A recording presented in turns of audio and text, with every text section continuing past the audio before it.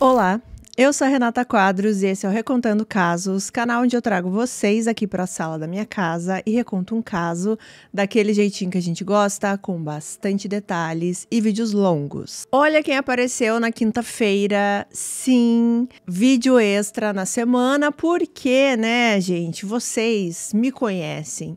Eu não ia conseguir entregar um vídeo na semana de menos de 1 hora, como o que foi de terça-feira, né?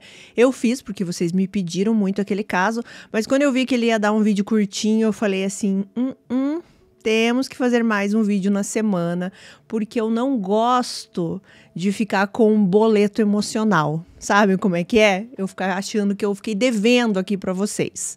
Então, como eu sempre falo, se você chegou aqui pela primeira vez, eu conto casos criminais nas terças, tá? Toda semana. E quando eu consigo, eu coloco um caso extra na quinta ou às vezes no domingo, e daí são casos não solucionados, tá? Então, é o que está acontecendo nesse momento. Estamos aqui nesta quinta-feira. Hoje, não vou nem segurar vocês muito aqui na introdução, tá? Então, vamos direto pro caso. Para começar o caso de hoje, eu quero que vocês conheçam o Cody Johnson. Cody Johnson nasceu em abril de 1998 em San José, na Califórnia, e ele cresceu muito grudado com a mãe, a Sherry. Não consegui muitas informações, na verdade, eu não consegui informação nenhuma sobre o pai dele. Mas o que se sabe e o que é falado em todas as fontes é que a ligação da Sherry com o filho, o Cody, era muito forte. Os dois eram muito próximos, aquela coisa de melhores amigos. E a mãe, ela fazia de tudo, né, pelo filho, para vê-lo sempre feliz.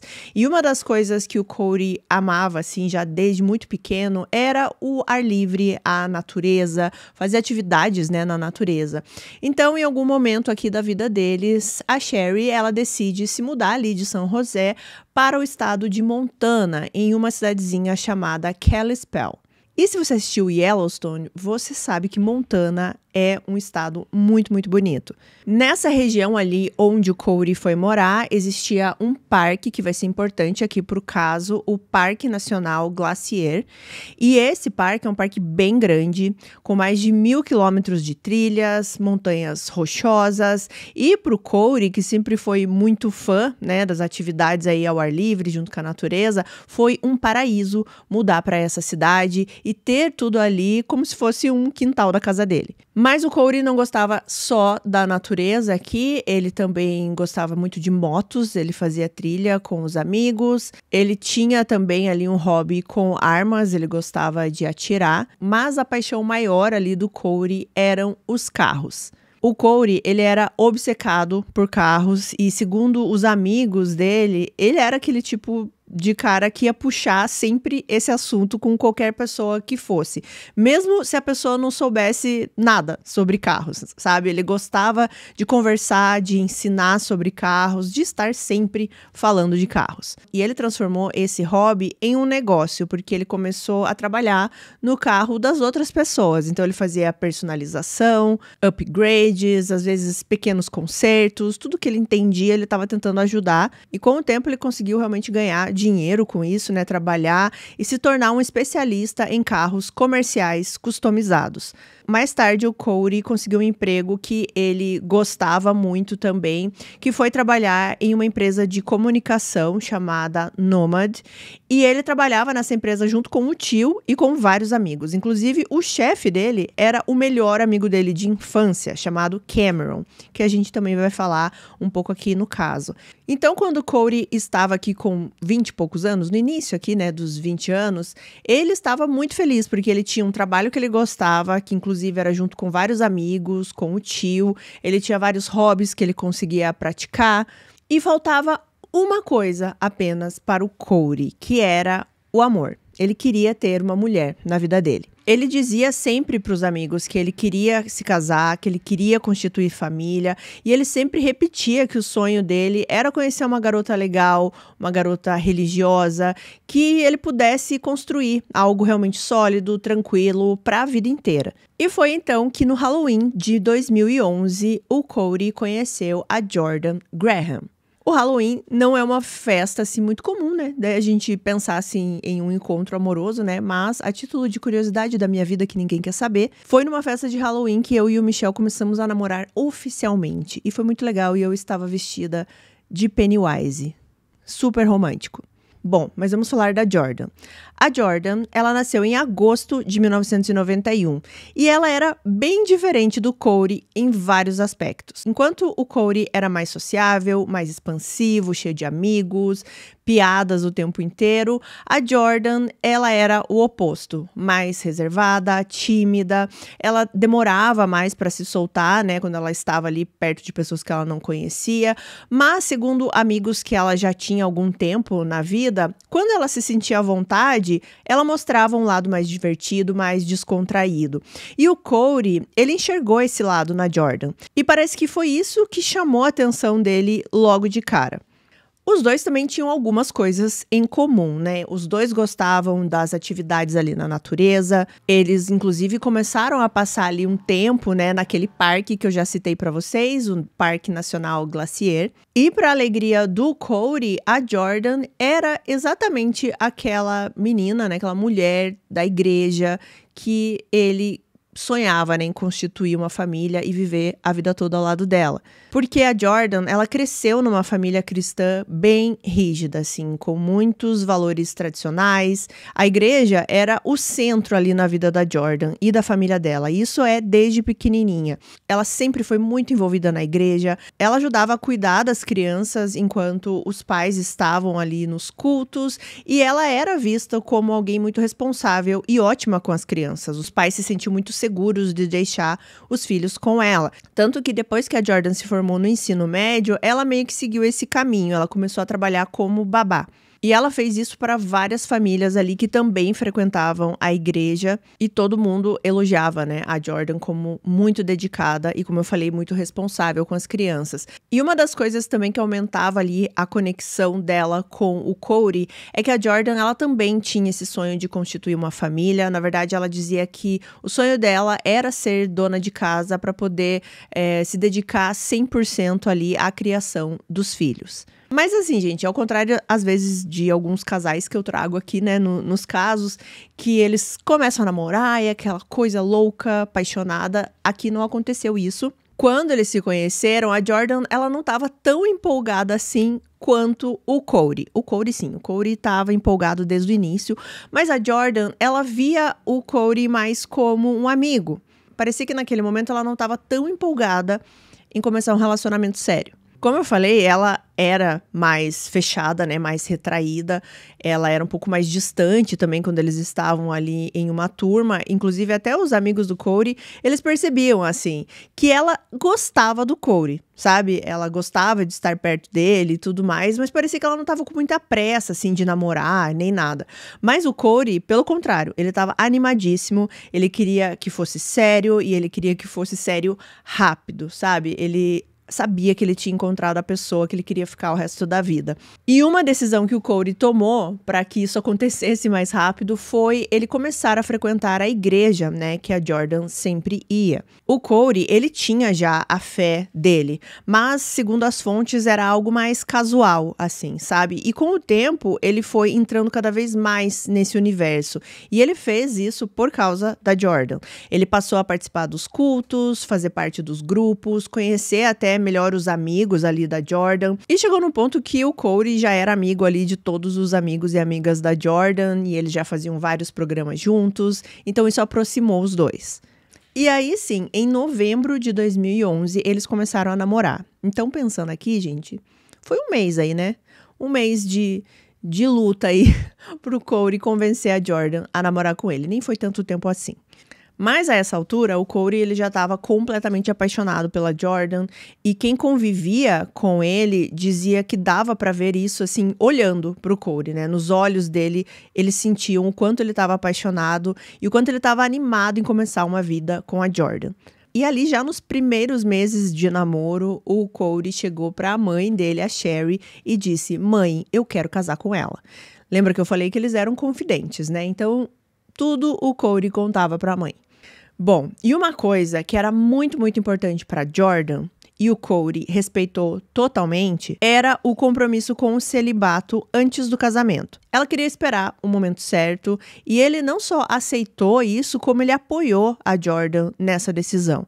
Então, parecia ali um relacionamento de muita cumplicidade, muito respeito. Os dois tinham ali as suas diferenças de personalidade, mas tinham várias coisas em comum também.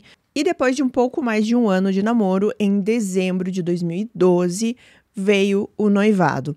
Na ocasião, inclusive, a Jordan, ela até postou uma foto do anel que ela ganhou do Cody nas redes sociais dela, acho que era no Facebook, e a legenda dizia o seguinte, abre aspas, ele propôs, melhor presente de Natal adiantado de todos os tempos, fecha aspas. E a partir dali começou o planejamento, né, do casamento, e a Jordan também estava muito empolgada com isso, assim, ela queria que fosse meio que um conto de fadas. Eles marcaram a data para o dia 29 de junho de 2013, então teriam aí alguns meses para preparar tudo, e os dois estavam envolvidíssimos em cada passo aí da festa do casamento, da cerimônia, né? Inclusive o Cody, ele estava muito envolvido ali em todos os detalhes. A Jordan, ela chamou uma das melhores amigas dela para ser madrinha do casamento, o nome dela é Kimberly, e a gente vai falar dela também no caso. E algo que foi bem especial nesse casamento foi que eles contrataram uma compositora para que ela escrevesse ali uma música especialmente para o casal. E essa música ela seria gravada com a voz da Jordan posteriormente e eles dançariam ali a primeira dança do casal ao som dessa música. Essa compositora, o nome dela é Elizabeth Shea, ela contou que ela passou muito tempo conversando com o casal, ouvindo as histórias, né, tentando entender ali a dinâmica dos dois, tudo que eles já tinham passado, para que ela conseguisse traduzir tudo isso em letra e melodia ali, né, para criar essa música. E segundo essa compositora, a Jordan, ela parecia muito animada, apaixonada, empolgada com essa nova fase, e o Cody também. E ela disse também que eles estavam planejando a decoração da casa, onde eles iriam morar, como ia ser ali os primeiros dias de casado, então essa empolgação, né? Bom, o casamento chegou, foi no dia 29 de junho de 2013, a cerimônia foi ao ar livre, né, porque os dois gostavam da natureza, e foi uma cerimônia, uma festa muito bonita, muitos amigos, familiares, a música, né, que eles fizeram foi tocada durante a primeira dança. A Jordan, ela estava com um vestido bem bonito, bem estilo princesa, como ela queria.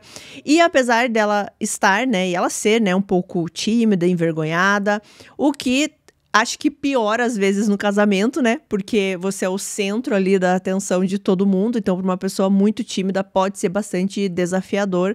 Mas na hora que ela tava ali dançando com o Cody, parecia que estavam só os dois ali naquele lugar, sabe? Ela deixou a timidez de lado. Então agora eles estavam oficialmente casados. Quando eles se casaram, a Jordan estava com 21 anos e o Cody com 25, super novinhos. E mesmo sendo tão novo assim, né, o Cody, ele estava, assim, certo do que ele queria para a vida dele. Ele falava isso para os amigos, que ele estava muito empolgado, que o casamento foi o melhor dia da vida dele. Só que assim, né, gente, se tudo fossem essas flores todas que eu estou contando aqui para vocês, a gente não estaria aqui hoje, eu não estaria contando essa história aqui pra vocês, porque estamos, né, num canal de casos criminais. E infelizmente agora é a hora que o conto de fadas começa a desandar. Bom, depois da cerimônia do casamento, o casal foi passar a noite de núpcias num hotel. Eles não foram viajar, né, de lua de mel nem nada. Mas o Cody, ele tirou uma semana de folga no trabalho para se dedicar ali para Jordan. Nessa semana, eles fizeram várias coisas. Além de jantar juntos, né, aproveitar esse momento aqui de recém-casados, eles também estavam organizando a vida de casados, né? Desencaixotando as coisas para casa, decorando a casa, comprando coisas que precisavam ali para casa também. Então, foi meio que essa dinâmica aqui nessa primeira semana. No domingo, antes do Cody voltar a trabalhar, ele tinha marcado golfe com alguns amigos, mas ele acabou cancelando porque ele falou que ele queria ficar mais tempo com a Jordan. Então, como era domingo, eles foram até a igreja de manhã, era uma coisa que eles sempre faziam. Depois, eles foram para um lago ali na região, ficaram os dois juntos, era uma coisa que eles gostavam de fazer sempre. E depois, no final da tarde, eles voltaram para a igreja para encontrar outros amigos e todos foram jantar almoçar num fast food ali da região chamado Dairy Queen. Todo mundo comeu ali, né? Todo mundo jantou e por volta das 8h30 da noite, o Cody e a Jordan voltaram para casa. Na manhã seguinte, era dia 8 de julho de 2013 e o Cody era esperado no seu trabalho. Só que ele não apareceu. Inclusive, o chefe dele, né, que eu já mencionei que era o melhor amigo dele, o Cameron, ele estava muito animado que o Cody ia voltar a trabalhar, ele queria parabenizar pelo casamento, ele queria ali conversar como é que estavam ali os primeiros dias de casado, mas o amigo não apareceu. E isso já acendeu um alerta no Cameron, assim, já de cara, porque o Cody, ele não era de faltar ao trabalho, muito menos de se atrasar. Ele sempre era o primeiro a chegar, era 6 da manhã, ele já estava lá. E aí, quando o Cameron viu que deu 6h15, 6h30, 7 horas e o Cody não apareceu, ele achou aquilo muito estranho. E pior, né? Também não avisou, né? Porque estaria atrasado. Ele tentou contato com o Cody, eu imagino que pelo celular ou ligando para casa, mas ele não conseguiu resposta. Então ele decidiu ir até a casa, né, agora a casa do casal, para falar com um deles, para saber o que tinha acontecido. Quando ele chegou na casa, ele chamou pelo nome do Cody, pelo nome da Jordan, ninguém respondeu. E aí ele começou realmente a ficar desesperado. E aqui um detalhe que eu até achei assim bastante curioso, mas eu já vi em outros casos, né? Ele percebeu que a casa estava aberta e ele resolveu simplesmente entrar, né? Uma coisa que a gente não vê muito por aqui, né? Uma casa aberta e você entrar normalmente numa casa assim. Mas enfim, ele entrou na casa e não tinha ninguém. Ele começou a olhar pela casa, né? Pra ver se ele achava alguma coisa estranha, alguma coisa de diferente. E ele realmente estava já muito preocupado nesse momento. Ele achou que ele fosse encontrar algum sinal de arrombamento ou de luta dentro da casa. Ele já estava pensando no pior. Mas aí chegou uma hora que ele foi pra garagem. E na garagem ele percebeu o celular do Cody. E para quem o conhecia, sabia que ele jamais saía sem o celular, ele sempre estava grudado. A partir daí, o Cameron, ele começou a ligar para todo mundo, assim, para outros amigos, familiares, qualquer pessoa que pudesse ter visto o Cody depois ali daquele encontro no dia anterior, né? E o que ele descobriu é que ninguém tinha falado com ele desde então, desde aquele jantar no Dairy Queen. E pra piorar, gente, ninguém sabia da Jordan também. Foi nesse momento, então, que o Cameron, ele foi até a polícia, né, pra reportar o desaparecimento dos dois aqui, na verdade. Algo que a gente não vê em muitos casos, né, mas aconteceu aqui, a polícia levou a sério esse desaparecimento também, já de cara. E era um desaparecimento, assim, diferente, digamos, também, porque ninguém sabia onde a Jordan estava também. Não era só o Cody que estava desaparecido, né? Então, algo não soava bem. Só que aí, mais tarde, no mesmo dia dessa segunda-feira, 8 de julho, a Jordan, ela apareceu. Ela deu sinal de vida. Ela, na verdade, mandou uma mensagem para uma amiga dela, perguntando se essa amiga sabia onde o Cody estava, o que era estranho, né? E aí ela começou a contar que na noite anterior, quando eles estavam voltando do jantar lá naquele fast food, o Cody, ele recebeu uma ligação e essa ligação parece que deixou ele um pouco irritado. Ela não questionou muito, eles chegaram em casa, só que aí, logo depois disso, o Cody saiu de casa. Quando ela percebeu, ele estava já na garagem para sair de casa. Ela perguntou onde ele ia e ele disse que ele ia sair com alguns amigos. Ela falou que estacionou na frente da casa deles ali um carro. Esse carro parecia ter a placa do estado de Washington e o Cody entrou no banco de trás desse carro. Outra coisa que o Cody disse antes de sair, segundo a Jordan, foi que esses amigos que estavam ali buscando ele para andar um pouco de carro eram de fora da cidade. Ou seja, não eram ali do grupo deles de amizade. E aí é claro que quando a Jordan falou tudo isso, as pessoas começaram a achar um pouco estranho esse comportamento do Cody.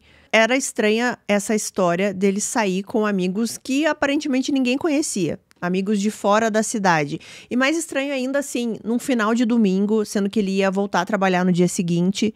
Mas, enfim, uma busca começou pelo Cody. A polícia já estava envolvida, né, nesse ponto, como eu falei. Eles começaram a distribuir alguns cartazes, falar com várias pessoas, sair procurando pelo Cody. Isso tudo está acontecendo agora já no dia seguinte, né, no dia 9 de julho. E nesse dia, a polícia chama a Jordan para dar um depoimento ali formal. Ela contou para a polícia basicamente o que ela já estava contando para os amigos. Ela falou daquela ligação que o Corey pareceu ficar irritado. Ela disse que não questionou ele ali na hora porque ela percebeu que ele estava nervoso. Ela preferiu deixar ele esfriar a cabeça. E aí depois ela disse que ele saiu com esses amigos, né? Algumas coisas ela contou um pouco diferente, porque ela disse que o Corey avisou a ela que ele estava saindo com amigos da cidade por mensagem, mas antes ela disse que ele falou isso ali na casa, mas foram pequenos detalhes e a história aqui basicamente era a mesma, né? O Corey saiu nesse carro com amigos e esse carro tinha uma placa de Washington. E ninguém conhecia esses amigos também. Ela disse que não fazia ideia de quem eram esses amigos ou para onde eles estavam indo, mas ela sabia que o Corey gostava muito de dirigir com amigos à noite, em estradas mais perigosas, digamos assim, por diversão, né? E à noite, porque daí não tem tanta gente andando de carro ali, né? E lembrando que o Corey realmente gostava disso, né? De carro, velocidade, essas coisas. Eles chamavam isso de passeios de alegria. Era o que ela contou para a polícia, né? E ele fazia isso normalmente e voltava para casa depois de algumas horas. A polícia perguntou para ela se eles tinham brigado naquele dia, se tinha acontecido alguma coisa, e ela falou que não. E aí eles perguntaram por que que ela não denunciou o desaparecimento dele, né? Quando ele não apareceu ali depois de algumas horas, não foi dormir em casa, por que que ela não se preocupou? E ela disse que acreditava que ele iria voltar a qualquer momento e ela não denunciou porque ela achou que o Corey fosse ficar bravo com ela se ela fizesse isso. Bom, depois aqui do depoimento da Jordan, a polícia foi falar com a mãe do Corey. E obviamente, né, a Sherry, ela estava arrasada, porque ela sentia que algo realmente estava errado. E assim como o melhor amigo do Corey, ele também pensava isso. A Sherry, inclusive, ela já tinha até conseguido registros telefônicos do filho pela operadora e ela levou já tudo isso para a delegacia. E os investigadores já ficaram muito empolgados, né, com essas informações aqui que a Sherry trouxe, principalmente porque eles queriam saber sobre aquela ligação, né, que o Corey recebeu domingo à noite e que parecia que ele tinha ficado irritado. Eles conseguiram localizar essa ligação específica e era ali no horário mesmo que a Jordan falou, né, que o Corey recebeu. Eles viram que era um celular de Washington e eles rastrearam esse número e eles chegaram em um homem chamado José. Eles ligam então para esse homem e a conversa foi assim, direta e reta. Eles queriam saber onde estava o Corey. Eles perguntaram sobre a ligação, que eles tinham conversado, porque o Corey tinha ficado irritado. Só que ele falou que não teve nenhuma irritação nessa ligação. Na verdade, eles estavam falando sobre uma ferramenta ali que eles usavam nos carros, que ele tinha emprestado do Corey, e ele estava só ligando para o Corey, dizendo que ele ia devolver, né, essa ferramenta. Em nenhum momento, segundo ele, a conversa ficou acalorada ou teve algum tipo de briga. Nada disso. A polícia, ela foi também verificar o álibi, né, desse cara, desse José. E ele tinha um álibi ali muito forte, né? Eles conseguiram comprovar que o José ali no domingo à noite estava em um hospital porque a esposa dele estava em trabalho de parto, né? E ele estava lá apoiando. A polícia pôde confirmar tudo isso e ele não se tornou um suspeito. Só que isso levantou uma dúvida aqui para a polícia, né? Porque a Jordan disse que o Corey ficou irritado ou nervoso, sendo que, segundo o José, não teve nada disso nessa ligação. Bom, mas enquanto isso, as buscas pelo Corey continuavam, a cidade inteira se mobilizou, amigos, familiares, voluntários também que nem o conheciam. Todo mundo estava ali nas estradas, olhando também em lugares abandonados, campos, beiras de rio, qualquer lugar assim que eles pudessem conseguir alguma pista do Corey. O Corey já estava há mais de 48 horas desaparecido, foi quando alguns amigos e familiares se reuniram na casa do Corey com a Jordan para procurar por pistas também. Eles começaram a vasculhar ali redes sociais do Corey, informações bancárias também para ver se ele tinha feito algum tipo de movimentação. Eles meio que estavam fazendo ali um trabalho de polícia, né? Tava todo mundo reunido ali para conseguir alguma resposta. Mas não demorou muito tempo assim para uma pista aqui surgir. Na verdade, uma pista bem estranha. No dia 10 de julho, a Jordan, ela recebeu um e-mail. E esse e-mail era completamente fora do comum. Ela achou estranho e ela logo mostra também para uma das suas melhores amigas, a Hannah. Tem a Hannah e tem a Kimberly, as duas melhores amigas aqui da Jordan que eu vou mencionar no caso. Quando ela mostra para essa amiga, a Hannah fala assim: Jordan, você tem que levar isso para a polícia, isso aqui é muito sério. E o que dizia esse e-mail aleatório? Alguém que se identificava como Tony the Car Man, ou seja, Tony, o cara do carro, seria isso. E no e-mail dizia o seguinte, abre aspas, Olá, Jordan, meu nome é Tony. Não precisa mais procurar o Cody. Ele se foi. Então, cancele o boletim de ocorrência. Cody definitivamente se foi. Fecha aspas. Existiam mais algumas explicações nesse e-mail. Esse tal de Tony, ele disse que o Cody estava com mais 3 amigos caminhando pelo Parque Nacional Glacier, que eu já mencionei aqui, e ele teria escorregado e caído de um penhasco e perdeu a vida. E o e-mail deixava isso bem claro. O Cody se foi. Não adianta mais buscar por ele. Quando a polícia leu esse e-mail, né, quando ela ficou sabendo de tudo isso, porque a Jordan foi levar até a polícia, eles acharam aquilo muito estranho. E, na verdade, o que essa pessoa muito provavelmente queria com o e-mail era que as buscas parassem, que parassem de investigar, né? Mas foi exatamente o contrário, porque a polícia sentiu que eles precisavam investigar esse e-mail e chegar até a pessoa que o enviou. E a Jordan, ela contou aos policiais que o Cody tinha um amigo chamado Tony, Tony Stalkup, que eles trabalhavam juntos e que talvez pudesse ser, né, esse amigo. A polícia então vai atrás desse Tony, só que ele não tinha nada a ver com esse e-mail.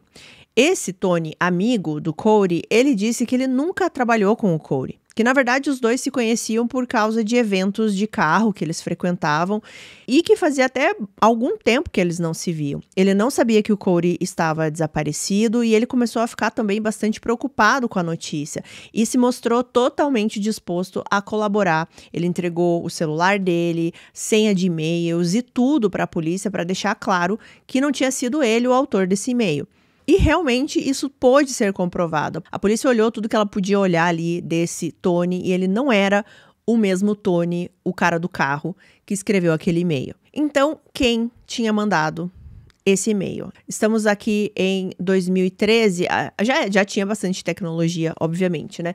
Mas nessa época que as informações de Gmail, do Google, demoravam mais para chegar até a polícia precisava de uma ordem legal para conseguir rastrear o IP naquela época, então o processo levava alguns dias. E enquanto isso, eles continuavam buscando por outras pistas, né? Inclusive os registros de telefone do Cody e da Jordan também. Só que esses registros também demoraram um pouco para chegar. Mas, apesar daquele e-mail ter sido muito bizarro, muito estranho para a polícia, ele dizia algumas coisas. E ele mencionava o Parque Nacional Glacier. Então a polícia sabia que eles tinham que buscar alguma coisa lá, eles tinham que procurar para ver se lá existia alguma pista. Só que o problema aqui é que, como eu falei para vocês lá no início do vídeo, esse Parque Nacional Glacier é gigantesco. Não é um lugar simples para fazer uma busca. São mais de 1.500 quilômetros quadrados de mata fechada, trilhas estreitas, penhascos, rios fortes, animais selvagens também. É um lugar muito bonito, mas também muito perigoso, assim como a natureza, né, gente? A natureza, ela é perigosa. E qualquer passo em falso ali que uma pessoa desce nesses penhascos, nessas trilhas, ela podia também, além de se machucar, se perder facilmente. Mas existiam voluntários também ajudando dentro desse parque. Eles começaram a espalhar panfletos, colar os avisos. Eles até começaram a avisar pessoas que estavam fazendo trilha ali, como turismo ou como diversão dentro do parque, sobre o Cody, né? Para que, caso elas vissem algo, informassem a polícia. Só que, assim, gente, foi algo bastante difícil. E eles nem sabiam por onde começar, era um lugar muito grande. Então, várias pessoas estavam ajudando agora nessa busca dentro do parque, tá? Voluntários, pessoas desconhecidas, mas também amigos e familiares, inclusive a Jordan.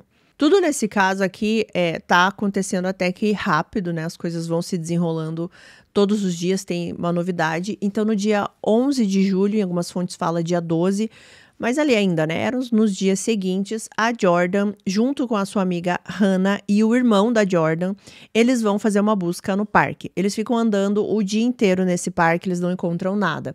No dia seguinte, eles vão lá novamente. E aí foi quando algo bem estranho aconteceu. Quando a Jordan, o irmão dela, o Michael e a Hannah estavam andando ali nesse parque, em vários momentos a Hannah falava assim: vamos olhar naquela trilha, vamos olhar ali naquela parte de pedra, vamos olhar no lago tal. Vários lugares que ela achava que pudesse ter alguma pista do Cody, que ele pudesse ter ido, enfim, né? Só que a Jordan, ela nunca queria ir nesses lugares. Nesse segundo dia de busca que eles foram, parecia que a Jordan, ela tava assim determinada a ir para um lugar específico. Parecia que ela sabia onde ela queria chegar. Ela foi guiando a Hannah e o irmão dela para uma estrada específica. Segundo as fontes, o nome dessa estrada é Going to the Sun Road, que seria indo para o sol, estrada indo para o sol. E essa estrada, ela é cheia de curvas e ela atravessa o parque e leva a um ponto bem específico, um mirante, conhecido como The Loop. Lá em cima tem um estacionamento e logo à frente desse estacionamento começa uma trilha. E essa trilha, ela passava bem rente a uma ravina ou a um vale, um penhasco, vamos dizer assim, de quase 60 a 70 metros de profundidade, mais ou menos aí um prédio de uns 20 andares, tá? Assim, tudo aproximado, tá, gente? Mas era um lugar bem, bem perigoso, que as pessoas não iam lá normalmente. Quando os três chegaram nesse local ali, a Jordan, ela começou a dizer que aquele local era muito especial para ela e para o Cody. Que ela e o Cody sempre iam nesse lugar, então ela acreditava que pudesse encontrar algo. Eu vou tentar explicar para vocês tentarem visualizar, tá? Porque eu não sei se eu vou conseguir achar exatamente o lugar para mostrar em fotos aqui para vocês. Mas quando ela chega nesse lugar, era um mirante, tá? E esse mirante tem ali uma proteção, como todos os mirantes, certo? E aí, o que ela fez? Ela pulou essa proteção e ela começou a andar exatamente nessa trilha que eu falei que era muito perigosa, que ficava perto de uma ravina. Esse local, ele é considerado extremamente perigoso. As pessoas não vão caminhar lá normalmente. Só que ela continuou indo nesse lugar, assim, sabe? Cada vez mais longe e mais perto da ravina. Inclusive, é dito que em alguns lugares ela teve que escalar um pouquinho e ela fez isso com facilidade, como se ela já tivesse feito isso antes. Quando ela chega bem na beira do penhasco ali, né, da ravina, do vale, enfim, né, gente? Eu encontrei vários nomes aqui nas fontes. Mas quando ela chega ali na beirinha, ela joga uma pedra lá embaixo e aí ela olha para baixo e fala a seguinte frase: eu acho que ele está lá embaixo. As pessoas que estavam ali, que na verdade era a Hannah, né, e o irmão da Jordan, o Michael, eles ficam assim assustados, eles não estão entendendo nada do que está acontecendo. E aí a Jordan olha de novo e fala: ah, meu Deus, é ele. O irmão da Jordan, quando ele escutou, né, o que a Jordan tinha falado, ele também pula essa proteção ali do mirante, vai em direção à Jordan, exatamente onde ela estava, na beira do penhasco, e olha para baixo também.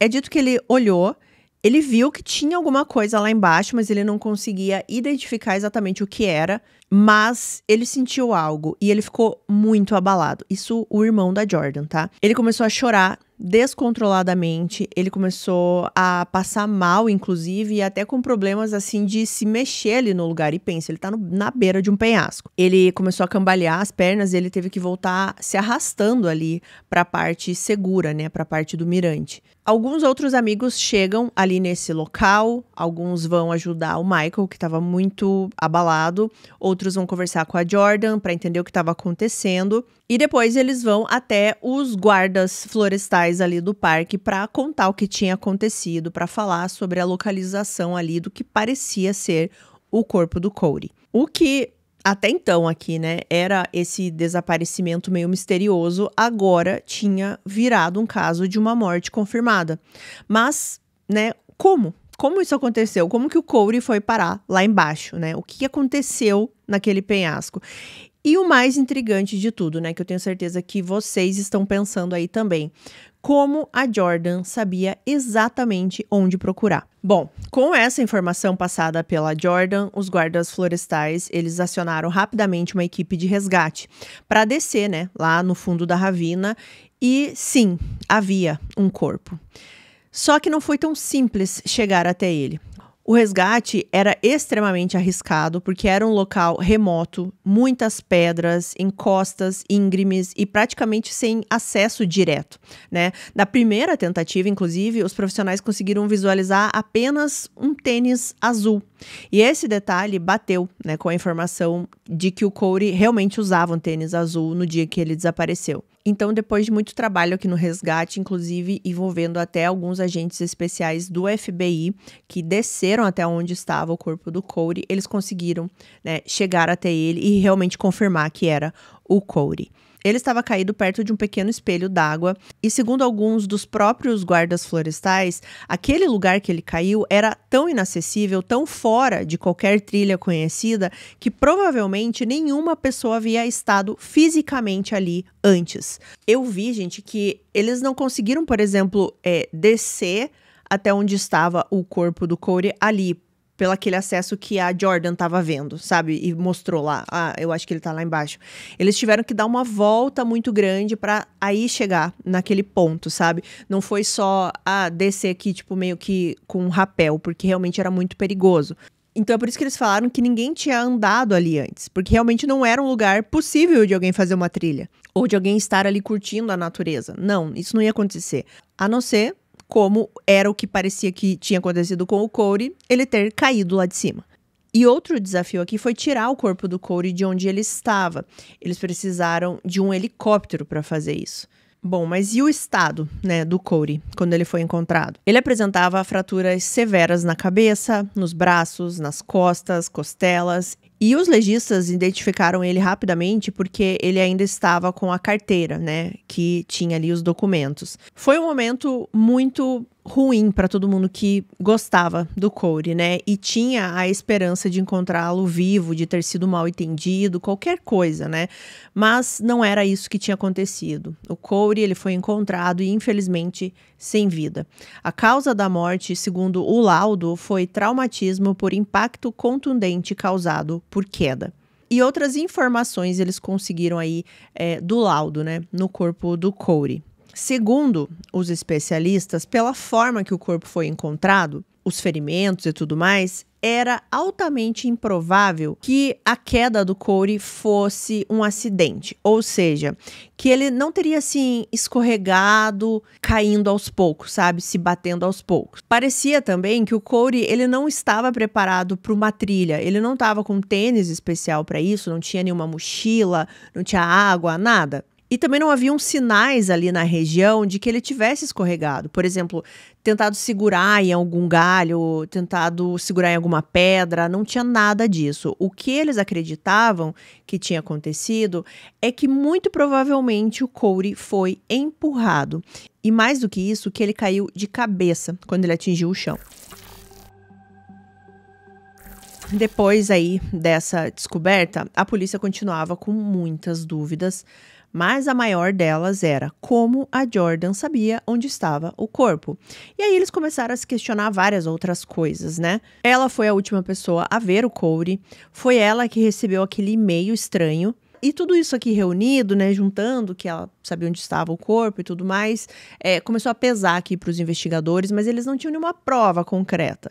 Só aquela dúvida de que talvez eles precisassem olhar para Jordan de uma outra forma. A polícia, então, resolve começar a rever tudo, né? Como se fosse ali uma folha em branco, vamos começar de novo, né? Eles voltaram a falar com os amigos, com familiares, tudo de novo, fazer várias entrevistas. Vários amigos contaram que o Cody, ele tinha medo de altura, por exemplo, e era um medo muito, muito grande. Ele não era o tipo de pessoa que iria na beira de um penhasco ali por vontade própria, nem por brincadeira, assim, ele não gostava nem de brincar com isso. Muito menos à noite. E assim, sem motivo, sem equipamento de trilha, nem nada disso, parecia bastante estranho.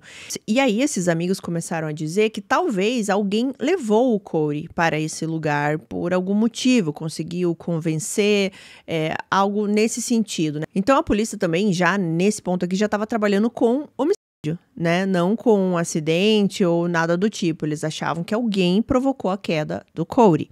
E enquanto os policiais estavam ali conversando com esses amigos novamente, tentando mais informações, eles foram surpreendidos por uma amiga da Jordan que queria falar com eles, a Kimberly. A Kimberly foi a amiga madrinha de casamento ali do casal e era uma das melhores amigas da Jordan. A Kimberly era aquela amiga assim que acompanhou o relacionamento dos dois desde o início, ela esteve também em todos os preparativos do casamento, então ela sabia exatamente o que a Jordan sentia, ela conversava muito com a Jordan, era aquela amiga próxima mesmo, basicamente irmã. E o que ela contou para os policiais mudou tudo. A Kimberly, ela disse à polícia que nos dias que antecederam o casamento, a Jordan, ela disse claramente que não queria se casar com o Cody. Sim, gente, isso mesmo. Segundo ela, a Jordan, ela estava cheia de dúvidas, insegura, e ela chegou a dizer que não se sentia pronta, que achava que não estava fazendo a coisa certa. Mas, mesmo assim, o casamento aconteceu.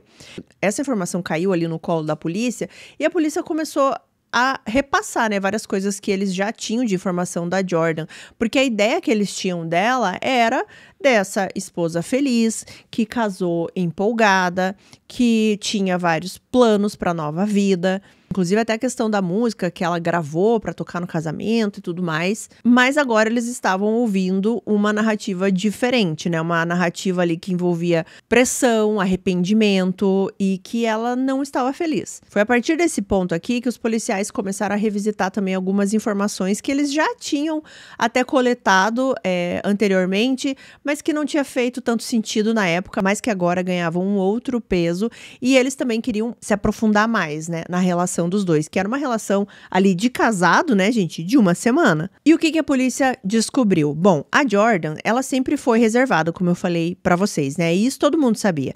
Só que amigos mais próximos ali começaram a relatar que mesmo depois de meses de namoro, ela e o Cody, eles não tinham um afeto ali que eles demonstravam em público. Alguns amigos diziam que ela evitava os beijos do Cody, os abraços, né, quando ele tentava ser um pouco mais carinhoso com ela, que ela ficava visivelmente desconfortável.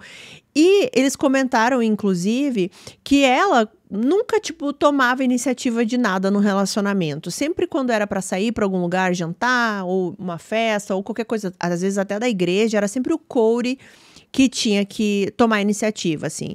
Parecia que ela nunca queria fazer nada com o Cody. E no começo, os amigos acharam assim, não, mas é porque eles são diferentes, o Cody é mais social, ela não é. Mas agora as coisas ficavam um pouco esquisitas. E outras amigas da Jordan começaram a dizer também que em alguns momentos ela parecia não estar empolgada com o casamento, mas com o casamento em si. Ela ficava empolgada com a festa, com a cerimônia, com os preparativos, mas quando as pessoas iam perguntar para ela sobre o casamento, a vida a dois ali juntos, ela ficava irritada. Outros amigos começaram a falar também que até se surpreenderam quando a Jordan aceitou o pedido de casamento, porque eles não sentiam que ela estava empolgada. Que várias vezes, assim, eles sentiam que o Cody gostava muito mais da Jordan do que a Jordan dele. Que ela se mostrava mais fria, mais distante. E era estranho, mas, de novo, todo mundo colocava na conta ali das personalidades diferentes. Depois que a Kimberly fez isso de começar a contar isso para a polícia, e vocês já vão entender por que ela fez isso, outras amigas da Jordan e também outros conhecidos e familiares do Cody começaram a falar. E uma dessas pessoas foi uma outra melhor amiga aqui da Jordan, a Hannah, né, que eu citei ela lá no começo do vídeo também. Ela disse que a Jordan estava muito, muito nervosa com o que viria depois da cerimônia do casamento. Por quê? Como eu falei para vocês no começo do vídeo, ela sempre defendeu o celibato, né, até o casamento. Era esperado que naquela noite de núpcias ali, né, depois da cerimônia, finalmente consumasse a união, né? E a Jordan não sabia se ela estava pronta para isso. Pelo menos era o que ela estava falando para as amigas. Revisitando imagens do casamento, né, as gravações, eles começaram a perceber o comportamento da Jordan. Por exemplo, na hora que eles estão ali, nos finalmente da cerimônia ali, trocando as alianças, um pouquinho antes, a Jordan, ela mal olha pro Cody. Ela passava a maior parte do tempo olhando para baixo ou desviando o olhar, olhando para qualquer outro lugar que não fosse para os olhos do Cody. Parecia que ela não queria estar ali, que ela estava totalmente desconectada. E claro, né, gente, muitas pessoas ficam super nervosas no casamento, isso pode acontecer, é normal, mas agora a gente tá avaliando as coisas aqui de uma outra forma, né? E realmente parecia que aquele momento ali não era mais assim um momento de um sonho realizado pela Jordan. Na verdade, parecia mais que ela estava presa dentro de uma escolha que talvez ela não quisesse ter feito. Uma das amigas também lembrou que antes da Jordan entrar ali, né, na cerimônia de casamento, ela estava muito, muito nervosa, ela estava chorando, é dito que em alguns momentos até parece que ela tá entrando assim e balançando a cabeça como se ela estivesse falando não, como se ela não quisesse realmente estar ali, e parecia que ela estava à beira de um colapso emocional, pelo menos era isso que as amigas falaram. Uma das amigas chegou a dizer que ela sentiu até um aperto no peito só de observar aquela cena. Ela disse que o rosto da Jordan parecia carregar um medo, uma tensão, como se ela já soubesse que algo ruim estava prestes a acontecer. E lembra da música, né, que eu falei pra vocês? Bom, gente, essa música, ela tinha alguns trechos, algumas frases que agora também faziam um outro sentido na história.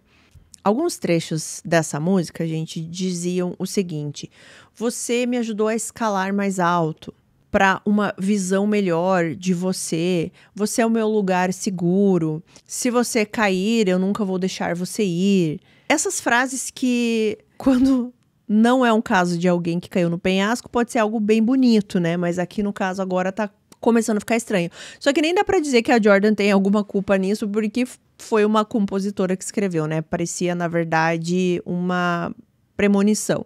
Bom, e aí que começam a vir à tona algumas mensagens que a Jordan mandou pra Kimberly, né? Amiga e madrinha do casamento, depois do casamento, ou seja, ali na noite de núpcias e no dia seguinte. Segundo a Kimberly, a Jordan, no dia seguinte do casamento, estava arrasada, confusa e claramente arrependida.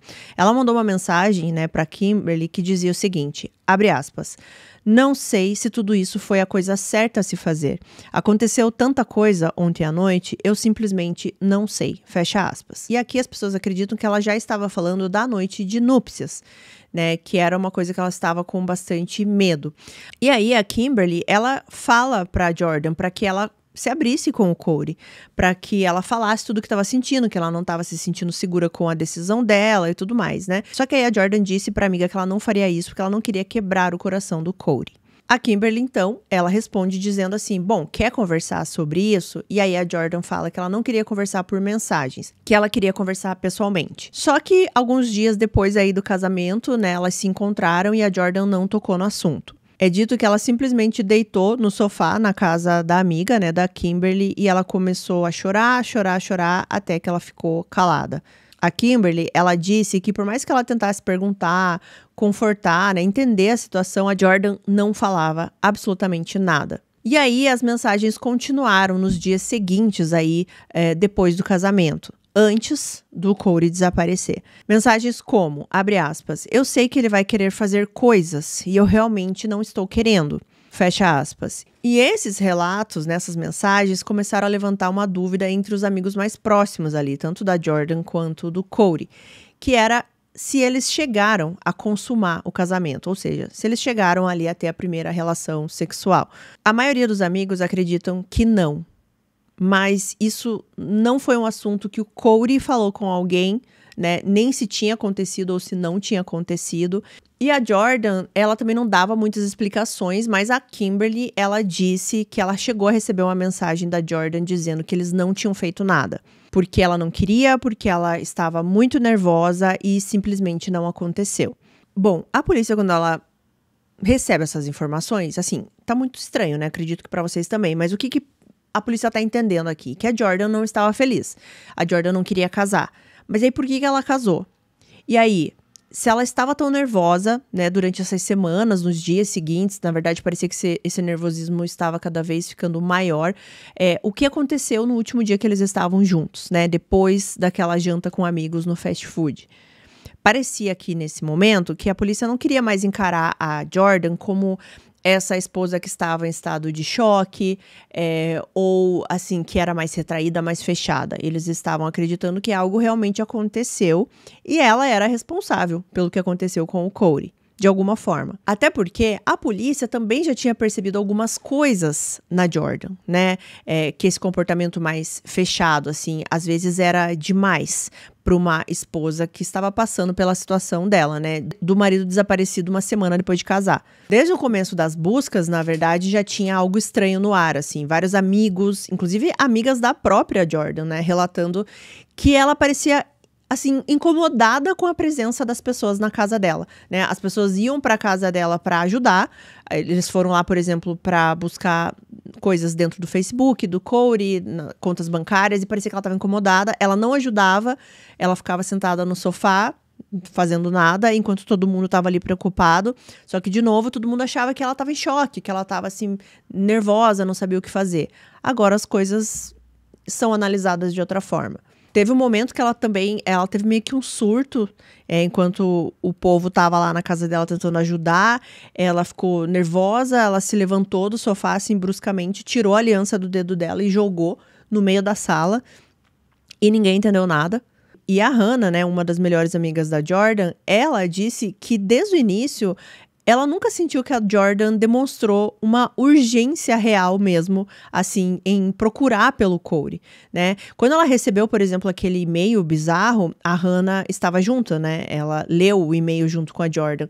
E ela disse que se ela não tivesse, assim, insistido pra Jordan, ó, leva pra polícia, você tem que levar agora. E ela ficou super preocupada com o e-mail. Só que a Jordan não. A Jordan parecia apática, sem emoção. A Hannah que teve que insistir pra Jordan ir até a polícia, porque senão ia ficar por isso mesmo. E quando ela levou o e-mail pra polícia, também a frieza dela foi, assim, algo absurdo. Porque ela chegou e disse assim, recebi esse e-mail dizendo que meu marido morreu. Só isso, ela falou. Gente, se você acabou de casar com a pessoa que é pra ser o amor da sua vida, né? Se você casou, a gente espera que você pense isso, né? Do seu marido e da sua esposa, né? Mas você acabou de casar, uma semana depois seu marido desaparece, você recebe esse e-mail e você tem que levar pra polícia e você vai lá e vai chegar assim, olha, eu recebi esse e-mail aqui dizendo que meu marido morreu. Vocês podem ver pra mim? Você não vai falar dessa forma. Outro comportamento estranho dela foi durante as buscas que eles estavam fazendo lá no parque, né? Porque ela foi dirigindo o carro, inclusive o carro do Corey, e é dito que ela estava, assim, ali dirigindo, com óculos de sol, cantando no percurso, meio que, assim, tentando dançar, né? Quando a gente dirige, meio dançando, assim. Parecia que ela estava muito feliz no meio de toda essa situação. Quando a morte do Corey foi confirmada, ela também não mudou o comportamento dela, ela continuou fria, inclusive na hora, né, que ela encontrou o corpo, ela não teve reação nenhuma, ela não começou a chorar desesperada nem nada, e inclusive até algumas pessoas comentavam que ela era a viúva mais feliz que eles já tinham visto. E aí a polícia, ela começou também a perceber que a Jordan, ela contava versões diferentes para as amigas, assim, e para os amigos do Corey também. Algumas coisinhas diferentes, sabe? Mas nunca era a mesma história. Por exemplo, primeiro ela disse para os policiais que não tinha nenhuma briga, né? Ela falou isso já de cara. Só que aí eles ficam sabendo por uma amiga da Jordan que ela tinha dito que eles tinham brigado, sim, que inclusive ela disse que o Corey foi violento com ela, que ele chegou a arranhar o rosto dela, alguma coisa assim. Só que assim, né? Esse arranhão também nunca ninguém viu. Foi por causa dessas inconsistências, por causa da vibe toda aqui, né, da Jordan, que a Kimberly, ela decidiu ir pra polícia, porque ela começou a desconfiar da melhor amiga. Ela sabia que a melhor amiga estava envolvida de alguma forma. Ela chegou a perguntar, inclusive, diretamente pra Jordan, por que as suas histórias são diferentes? Por que você não consegue simplesmente dizer a verdade?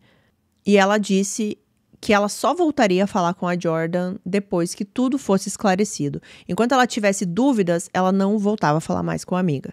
E a polícia também começou, né, a pressionar mais ainda a Jordan nesse ponto. Inclusive, eles perguntaram para ela, assim, como você sabia aonde o corpo do Corey estava? E a explicação dela foi que o Espírito Santo a guiou. Só que depois também ela disse uma outra coisa. Ela disse que ela foi até aquele lugar porque ela sabia que era um lugar que o Corey queria ver antes de morrer. E a diferença, gente, de comportamento aqui, por exemplo, da mãe do Corey, do melhor amigo do Corey, que era o Cameron, para o comportamento da Jordan era absurdo.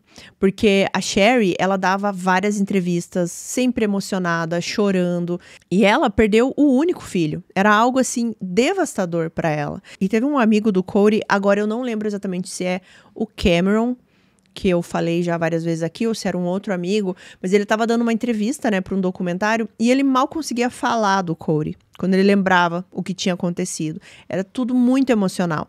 Mas a Jordan estava tranquila, nada a abalava, assim, ela continuava fria. E, inclusive, depois que recuperaram o corpo, ela disse o seguinte, abre aspas, bom, agora que temos o corpo, podemos fazer o funeral. E os policiais podem sair fora, fecha aspas. Só que é óbvio, né, gente, quando ela estava pensando que tudo tinha acabado e que ela ia sair ilesa dessa, os policiais estavam com o foco diretamente nela. No funeral, que aconteceu cerca de 15, 16 dias depois do desaparecimento, né? A polícia já estava de olho na Jordan. Eles já tinham desconfiado dela, eles sabiam que ela estava envolvida, né?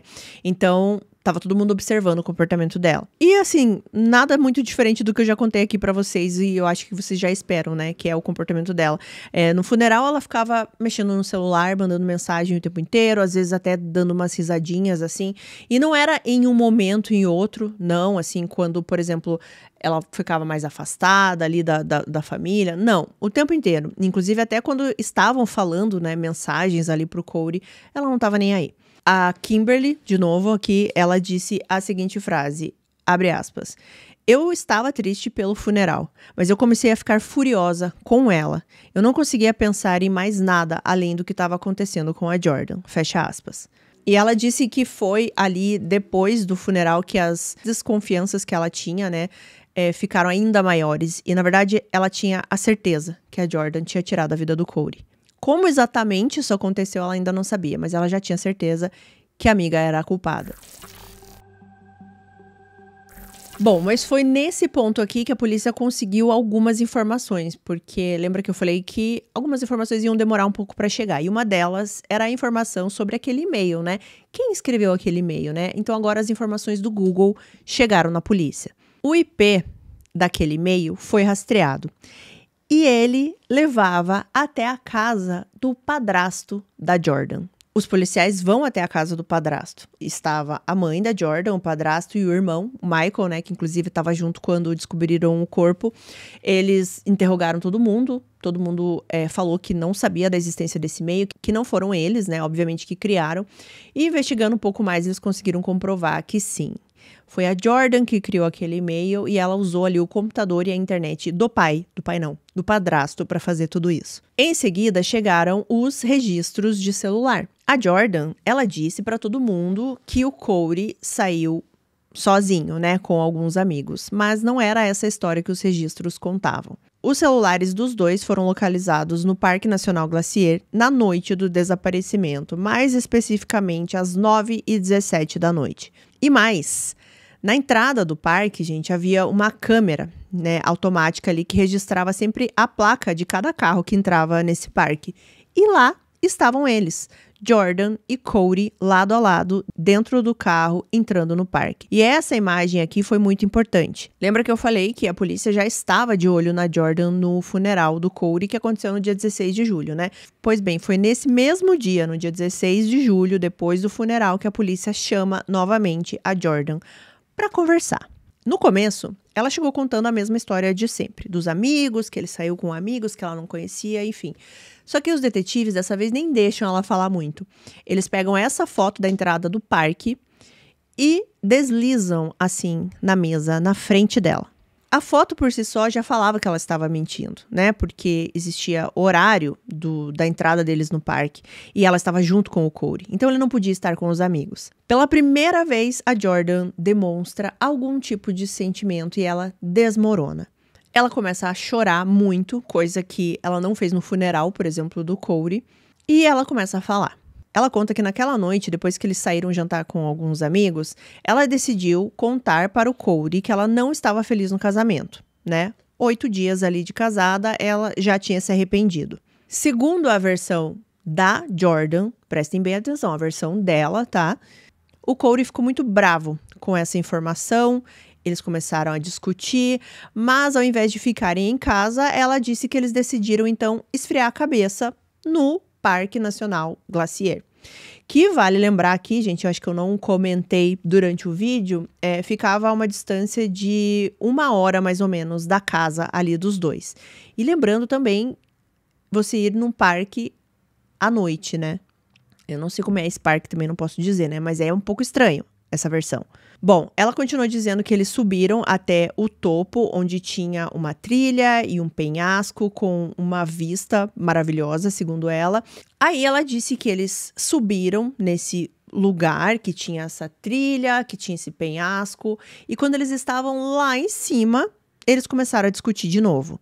Segundo a Jordan, o Cody começou a gritar com ela, começou a segurar ela com muita força no braço, pela jaqueta também. E que nesse momento ela sentiu que ela precisava fazer alguma coisa, ela precisava se defender, ela não ia deixar que ele fosse violento com ela de novo, lembrando que ela tinha falado, né, que ele tinha arranhado ela uma vez. E então ela o empurrou.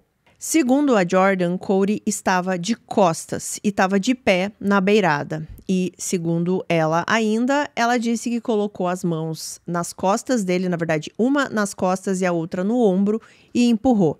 E ele caiu ali dessa altura toda que eu já expliquei para vocês, né? Na escuridão, sem chance nenhuma de sobrevivência.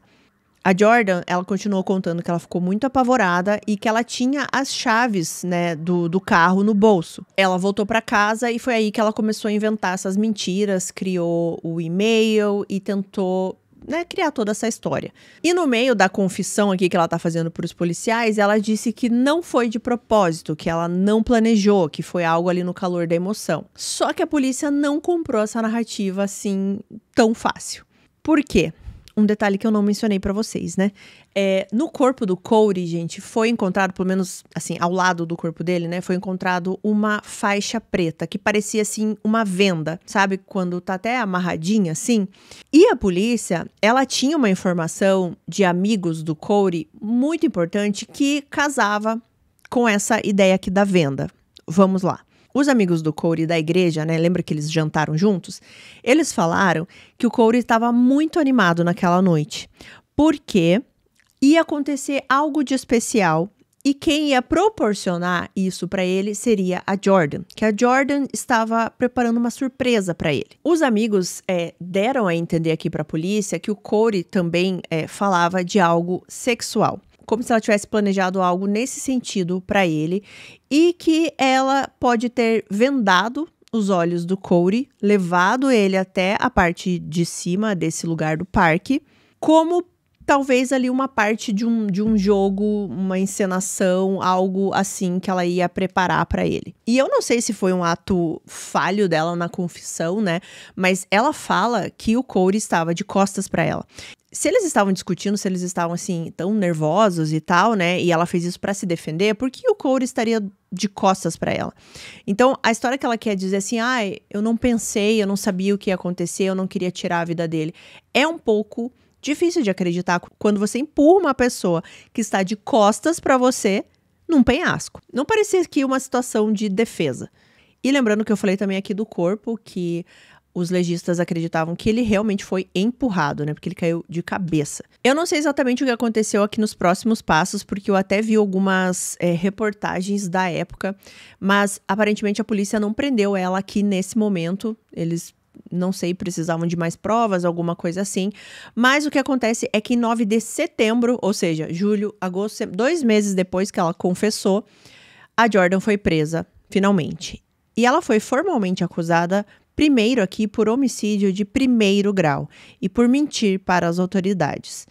E, fiel ao que ela fez durante todo esse caso que eu contei para vocês, ela não demonstrou nenhuma emoção, nenhuma lágrima, nenhum choque. E aí entra a parte aqui da justiça, porque a promotoria acreditava que tudo isso foi premeditado, né?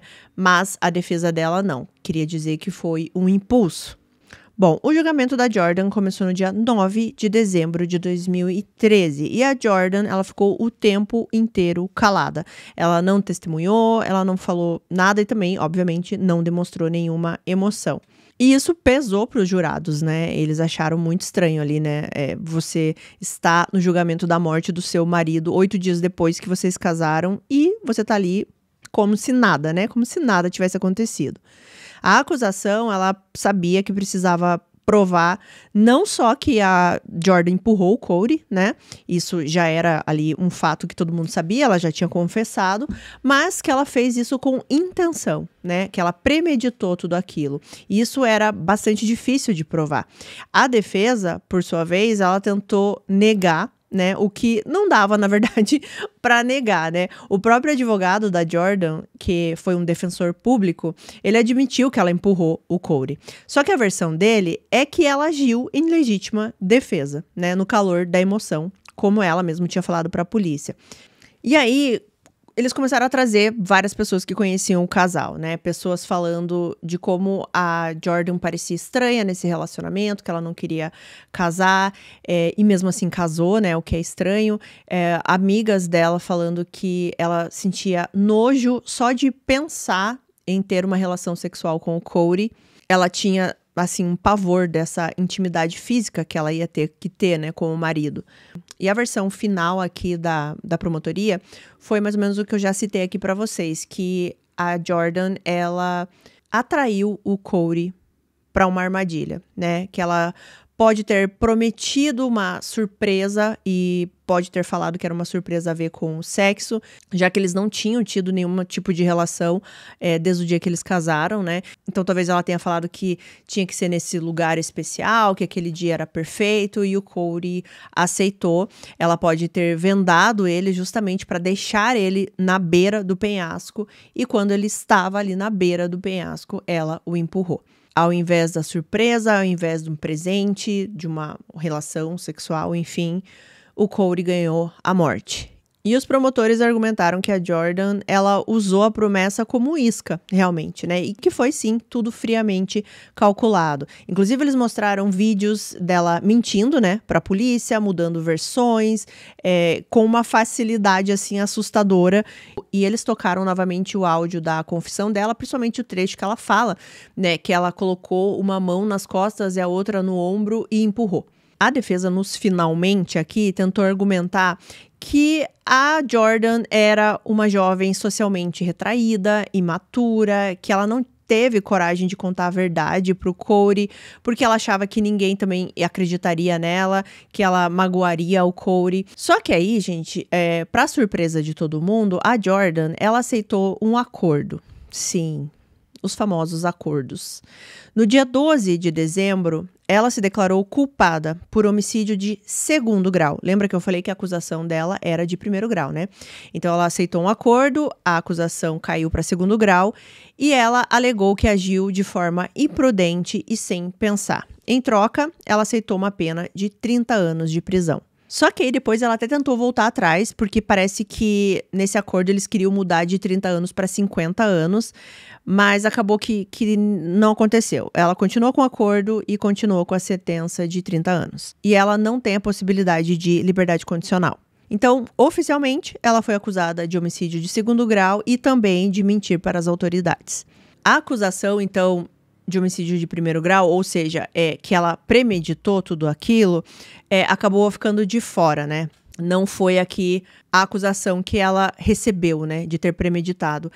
Só que a impressão que todo mundo teve desse caso no tribunal, os familiares, foi outra. E as pessoas que conheceram o caso também pela mídia, né, porque esse caso, ele ganhou as manchetes de todo o país, né? Você imagina, a esposa tira a vida do marido 8 dias depois de casar. Só que ninguém conseguia entender, gente, o porquê.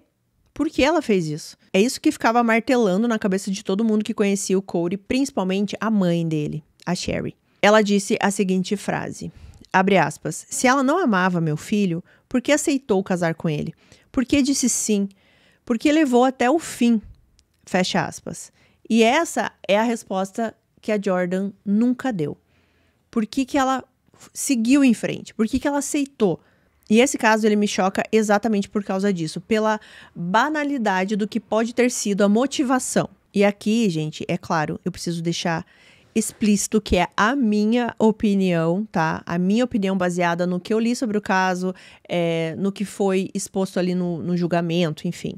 Sinceramente, gente, eu tenho muita dificuldade em acreditar que o Cody era violento com ela. Por tudo que se sabe dele, né, pelo que os amigos, a própria Jordan, né, dizia as coisas boas do Cody antes do casamento. Ele parecia ser um cara gentil, disposto a esperar, a respeitar os limites dela. Assim, gente, o tipo de homem que espera pra viver uma noite de núpcias porque a parceira pediu, não me parece ser o tipo de cara que forçaria qualquer coisa. Ele passou ali, o namoro deles durou, 2 anos? Ele passou 2 anos esperando, ele sabia, né, ele concordou, ele respeitou a decisão dela. Por que não, daí no dia que tudo ia acontecer, que ele esperou todos esses anos para ser um momento especial, ele ia ser violento com ela, ou ele não ia compreender caso ela estivesse nervosa. Não me parece algo que aconteceria, sabe? Assim, não sei, eu posso estar, assim, muito enganada aqui, né? Mas, até pelo que eu vi dos amigos falando, né? Que a questão da noite de núpcias nunca foi comentada pelo Cody ali. Nem que não tinha acontecido, nem que tinha acontecido. Então, parecia que ele era essa pessoa que respeitava muito a esposa e o que ela estava passando. Mesmo eles não tendo ali a noite de núpcias, né? Ele poderia ser aquele cara que sai falando, não aconteceu, que não sei o quê.